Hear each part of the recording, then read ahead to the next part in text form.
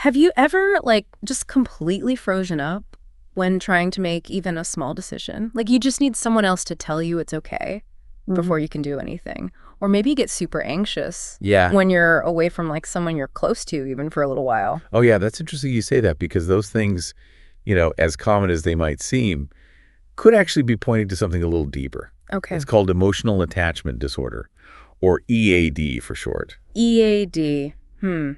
Is it really all that common, though? It's more common than you might think. Yeah. And even though the term itself sounds a bit clinical, the experience is something I think a lot of people can relate to in some way or another. Right. To really unpack this one, we've got a couple different sources. Okay. We're going to be looking at some excerpts from a psychology textbook, and then also a piece that's a bit more conversational. I like that. A mix of things. Yeah, just to give us a, well-rounded perspective. Cool. So let's get into it. When we say emotional attachment disorder, what exactly are we talking about? So the psychology material we're looking at lays out some pretty clear characteristics. Okay. And at its core, EAD comes from problems forming those like really secure attachments early on in life, Got it. particularly with parents. So we're talking about like those really early bonds that we form as kids, and then how when those bonds are disrupted, it can have like these really long-lasting effects. Yeah, exactly. And, those effects can show up in some pretty noticeable ways. Okay. For example, the source talks about emotional detachment, particularly from parents. Interesting. Yeah, it's like they build a wall up, making it tough to really connect with them. I can see how that would make family stuff pretty complicated. Oh, absolutely. People who are dealing with EAD, they might avoid family get-togethers or just even phone calls. Wow. There's this like sense of disconnect, like they're holding their family at arm's length. And on top of that, even though they struggle with connection, they also struggle with asking for help. Really? So they struggle to connect, but they also push away the people who could help. That's kind of counterintuitive. Yeah, it is. The thing is, individuals with EAD, they often try to deal with their problems all alone, even when they're really struggling. They've kind of learned to rely on themselves and only themselves, even when it's not really the best thing for them. So it's like they put on this tough exterior and act like they've got it all figured out. Right. But underneath it all, there's all this vulnerability that comes from those early attachment issues. Exactly. It's like they're wearing this armor to protect themselves from getting hurt again. And, to illustrate this a little better, the source talks about this case study. Okay. We call him John Smith. John Smith. All right. He's a 32-year-old software engineer. Okay.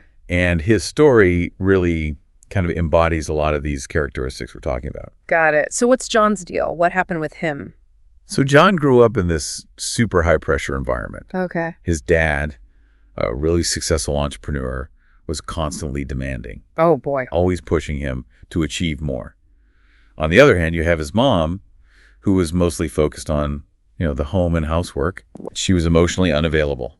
So it sounds like on one side, you've got the dad who's all about achievement, but not giving any emotional support. And then on the other side, you have the mom who just isn't equipped to give that kind of nurturing connection. You got it. You hit the nail on the head. Poor John. Yeah.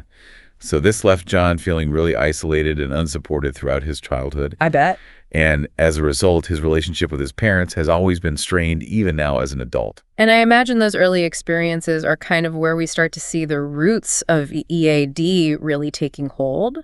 It makes you wonder, if your early experiences teach you that connection just leads to pain or disappointment, then wouldn't you build up those walls and protect yourself? Yeah, you're absolutely right. And that's where some of the psychology theory comes in. Okay. These theories suggest that childhood trauma, like what John went through with the criticism from his dad and the emotional neglect from his mom, can be a big factor in developing EAD. That makes a lot of sense. But how does trauma actually turn into EAD? So there are a few different ways to look at it. One perspective is what's called psychodynamic theory. Okay. Basically, what it says is that unresolved trauma from those early years can lead to negative core beliefs about yourself and your relationships. So in John's case, he might believe that he's not worthy of love. Right. Or that it's dangerous to rely on other people. Exactly. And then there's the cognitive behavioral perspective. Okay. And this one focuses on how those negative core beliefs, the ones that John might have, actually influence our actions and the decisions we make. Okay. So John's belief that he's better off alone might lead him to avoid asking for help or pushing away potential connections. And that just keeps that cycle of isolation going. It's kind of sad when you think about how these early experiences can have such a ripple effect throughout a person's life. It really is. And there's another interesting concept that comes into play here that the source calls the inner child. Oh, I've heard of that. What does that mean in this context, though? It's a powerful way to understand how much those early experiences impact our lives, even when we're adults. Okay. Basically, the inner child refers to the emotional and psychological state we develop as kids. So if someone like John experiences neglect or trauma in those early years, their inner child is still wounded, even though their body grows up. So even though they're an adult physically, a part of them is still stuck in that hurt child place. Exactly. And this wounded inner child can drive them to look for security and validation outside of those early parental relationships, which often leads to some unhealthy patterns in their adult relationships. That's where John's story gets even more interesting, right? Because even though he's super successful professionally, he still has anxiety and lacks any real inner peace. That's right. And his past experiences make him especially vulnerable to being taken advantage of in relationships. Really? It's almost like he's subconsciously trying to recreate those early dynamics. So you're saying he might be choosing partners who are emotionally unavailable or critical as a way of trying to heal those old wounds? Exactly. Yeah. The pretty common pattern we see with EAD. And understanding this inner child concept is a key to breaking free from these cycles. It sounds like we're starting to see how EA can affect a person's life on so many levels. Absolutely. Yeah. And while John's story highlights the impact of parents, there are other things at play too. For instance, our more conversational source introduces us to Emily, Okay. who also struggles with EAD. Yeah. But her experience is mostly centered around romantic relationships. Interesting. So we're shifting from family now to romantic relationships. I'm curious to hear about Emily. Yeah, her story is relatable for a lot of people I bet. because it shows how EAD can show up in adult relationships even when those early childhood experiences weren't as overtly traumatic as John's. Right. Because not everyone who has EAD had, a parent who is like a Disney villain. Right. But those more subtle everyday interactions can still have a real impact. Yeah. So tell me about Emily. What's her experience like? Well, the source describes Emily as someone who becomes totally consumed by her romantic relationships to the point where her entire life revolves around her partner. Wow. This intense reliance on her partner for everything from her emotional needs to even making basic decisions is a huge sign of EAD. So it's almost like she loses herself in the relationship. You got it. Oh. And that often leads to some pretty intense separation anxiety, which Emily definitely deals with. Yeah, even short periods of time away from her boyfriend trigger overwhelming fear and anxiety for her. It's like that constant need for reassurance becomes like the foundation of the relationship, which doesn't sound very healthy or sustainable. No, it's not. And that reliance can show up in all sorts of ways, from constantly needing to be in contact to seeking approval for every little decision. Wow. It's like that fear of losing the connection is driving all of these behaviors. Okay, so we're seeing how EAD can play out in these romantic relationships, but you said that Emily's childhood wasn't as extreme as John's. So does that mean that the causes of EAD go beyond those early traumas? Yes, definitely. While childhood trauma is a major factor, like we saw with John, our more conversational source really broadens our understanding of what can contribute to EAD. So it's not always about, those extreme cases of abuse or neglect. Right. It can be much more subtle than that. Oh. For example, the source talks about things like overprotective parenting. Okay. You might think that would be a good thing, Yeah, for sure. but it can actually prevent a child from developing independence and the ability to rely on themselves. That's interesting. I never thought about how being overprotective could actually backfire. Yeah, it's all about finding that balance. And then there's the impact of strained relationships between parents. Okay. Even if the child isn't directly involved in the arguments and the conflict, that whole atmosphere of insecurity and instability can affect how safe and trusting they feel. It's like they just absorb all that underlying tension, even if they're not the target of it. Exactly. And the source also talks about the impact of having a very limited social circle. Okay. So if a child's interactions are mostly with just a small, tight-knit group, they might not have enough opportunities to form different kinds of relationships and learn different ways to relate to people. That makes me think about how much we talk about having diverse friend groups and experiences as adults. Like that's laying the groundwork for having healthy relationship patterns later on. Exactly. Building those diverse connections can really help prevent that over-reliance on just a couple of people. Yeah. And then another factor the source brings up is a lack of good relationship models. I see. So if someone grows up seeing mostly unhealthy or dysfunctional relationships, Yeah. they might not even know what a healthy, balanced connection should look like. Right. And unfortunately, they often end up repeating those same patterns in their own relationships. That makes sense. You know, it's funny, thinking about this makes you think about all those romantic comedies we watched growing up. Uh-huh. So many of them like romanticized possessiveness and codependency Oh, yeah. and framed it as true love. Right. It's no wonder we end up with these messed up ideas about what relationships are supposed to be. Totally. It's like we're bombarded with these unrealistic portrayals of love and connection. It really makes you realize how much what we watch and listen to can shape our understanding of things. Absolutely. And to add to all of that, the source also points out that going through trauma as an adult, like losing a job or being betrayed, can also contribute to developing EAD. Also, it's not always rooted in those early years. Not always. These adult experiences can bring up those same feelings of insecurity and dependence. Absolutely. Right. Especially if someone is already vulnerable in those areas. Right. It's like those experiences just amplify existing patterns or even create totally new ones. This is all super insightful, but it's also pretty heavy. Yeah. We've talked about the causes and what leads to EAD, but what about the effects? What are the real-life consequences of dealing with this? So the source doesn't try to sugarcoat it. EAD can have some really serious and negative effects on a lot of different parts of your life. Like what? Well, the most obvious one, as we've already seen with John and Emily, is the impact on relationships. Yeah, for sure. John struggles with connecting with people, and Emily's intense need for reassurance. Those are creating huge problems for them when it comes to having healthy relationships. Exactly. And beyond that, EAD can really get in the way of personal growth. How so? That constant need for validation and direction from others can prevent people from discovering their own strengths and going after their own goals. It's like they're always looking outward for guidance instead of trusting their own inner voice. That's a great way to put it.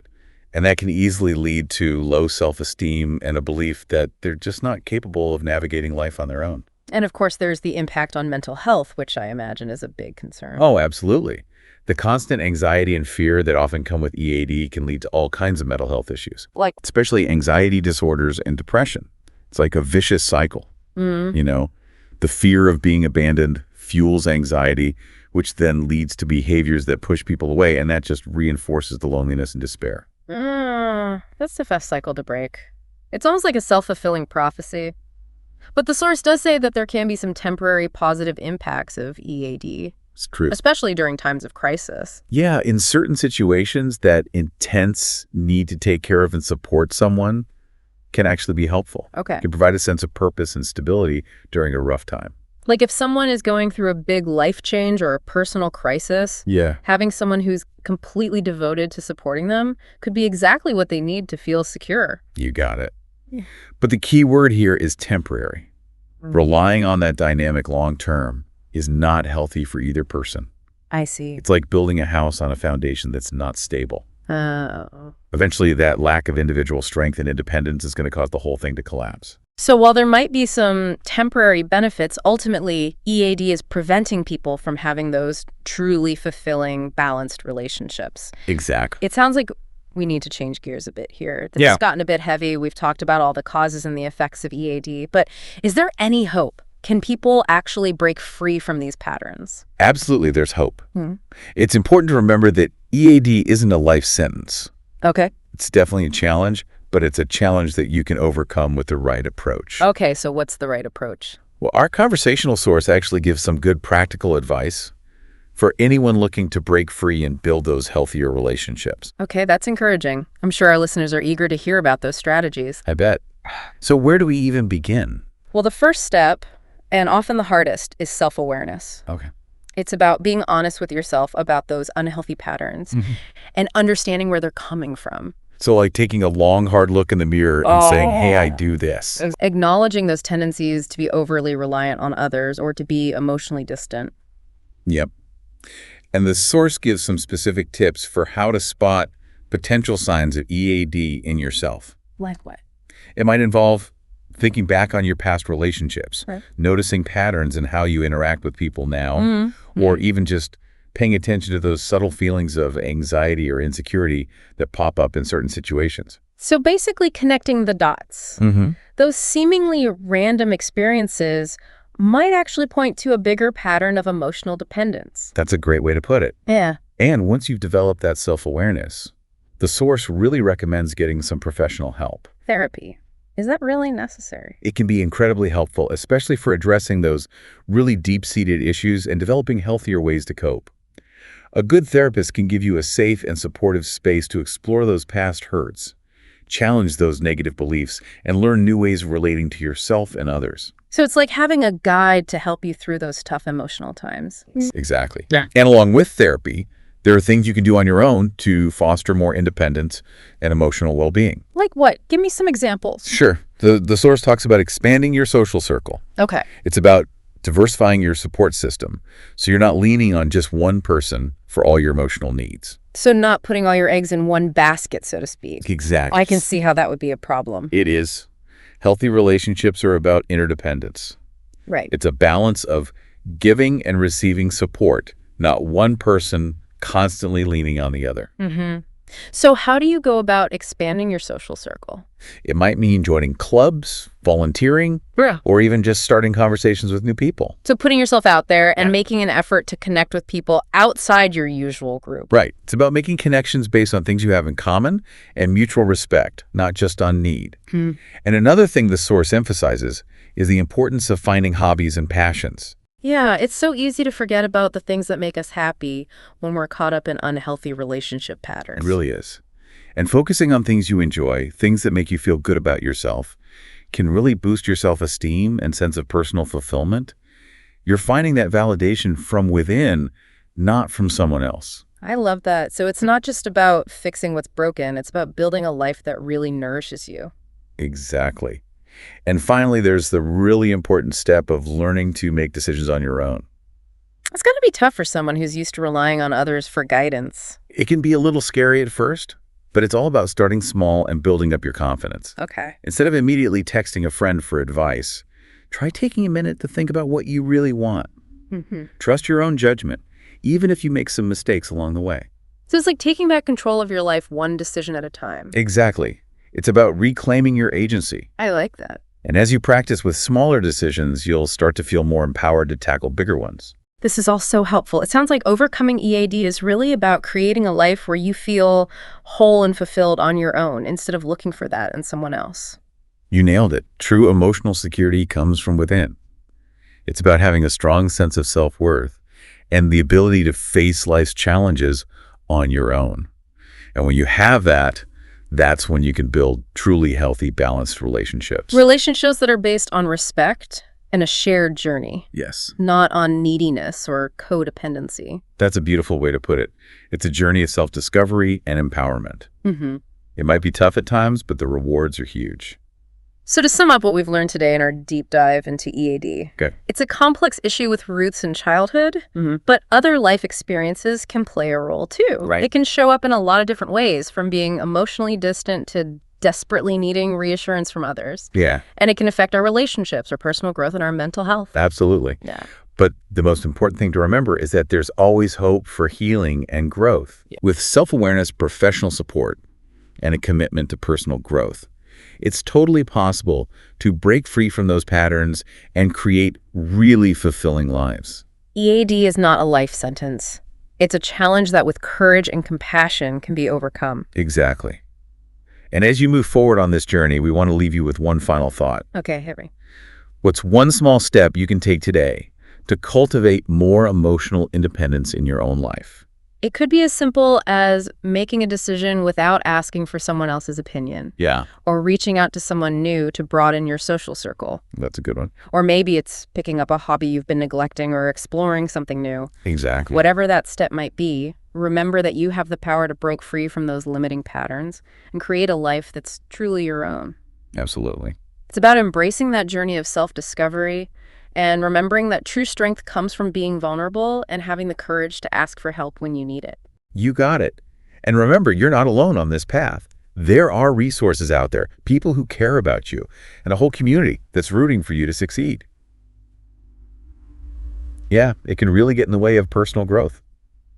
How so? Well, that constant need for validation, you know, and direction from others can prevent people from really figuring out what their own strengths are and then going after their own Or goals. see, like they're always looking to someone else for guidance instead of trusting their own gut.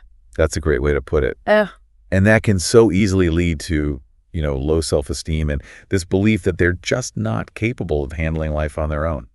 And then, of course, there's the impact on mental health, which is a huge concern. Oh, yeah, absolutely.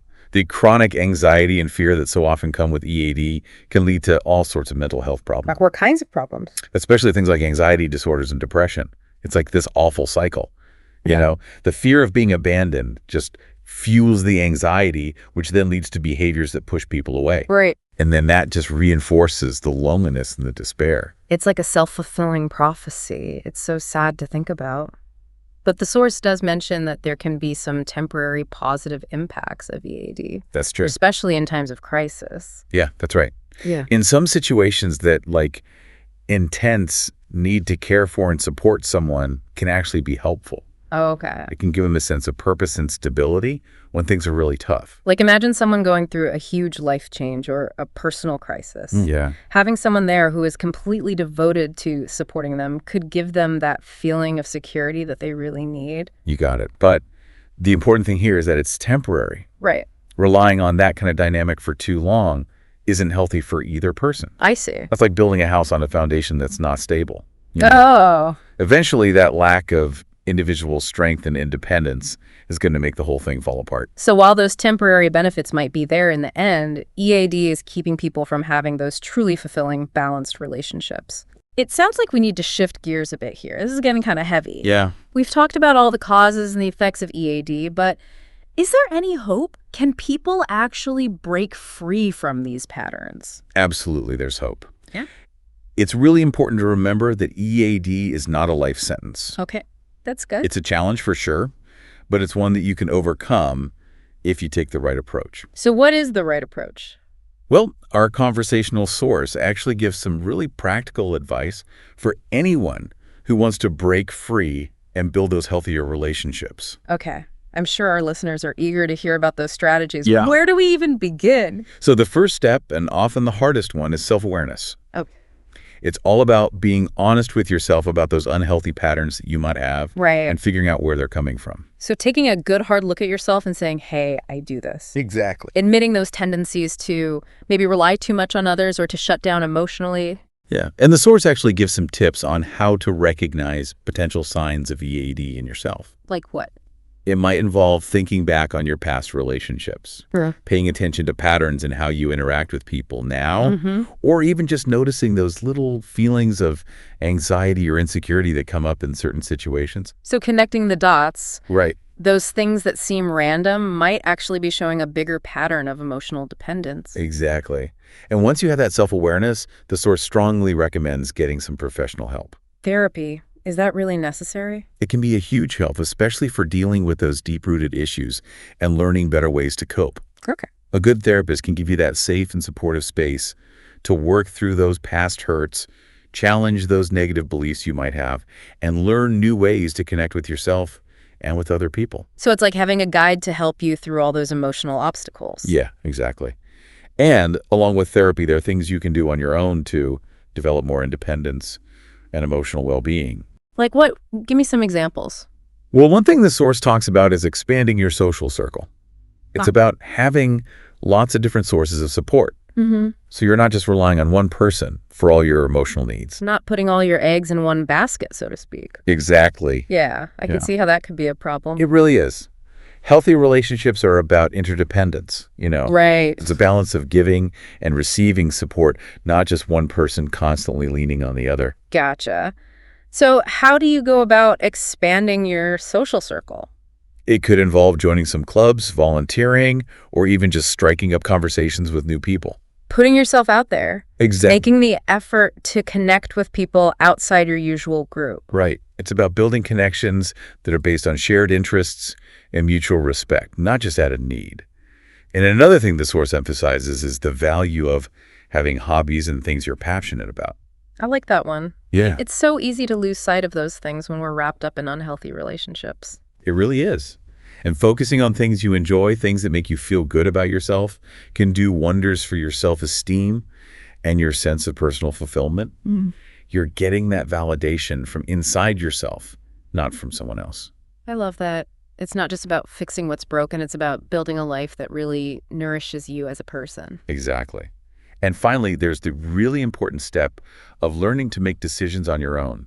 I bet that's a tough one for someone who's used to relying on others for guidance. It can be a bit daunting at first, but it's all about starting small and building up your confidence. Okay. So instead of immediately texting a friend for advice, try taking a moment to think about what you want. Trust your own instincts, even if you make a few mistakes along the way.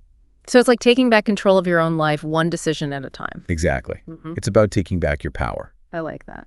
And as you practice making those smaller decisions, you'll start to feel more confident tackling the bigger ones. This is all so helpful. It sounds like overcoming EAD is really about creating a life where you feel whole and complete on your own and not looking for someone else to complete you. That's it. That's exactly it. True emotional security comes from within. Yeah.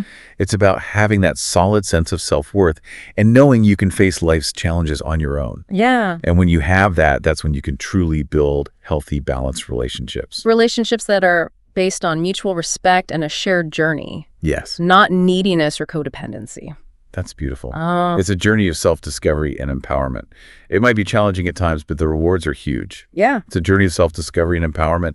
And it might be challenging sometimes, but the rewards are huge. So let's kind of recap everything we've learned today in our deep dive into EAD. Sure. It's this complex thing with roots in early childhood, but then other things that happen in life can contribute to it too. Yeah. And it can look like a lot of different things, from being emotionally closed off Right. to that desperate need for reassurance from someone else. Exactly. And it can affect, our relationships, how we grow as people, and even our mental health. Absolutely. Yeah, But the most important thing to remember is that there's always hope for healing and growth.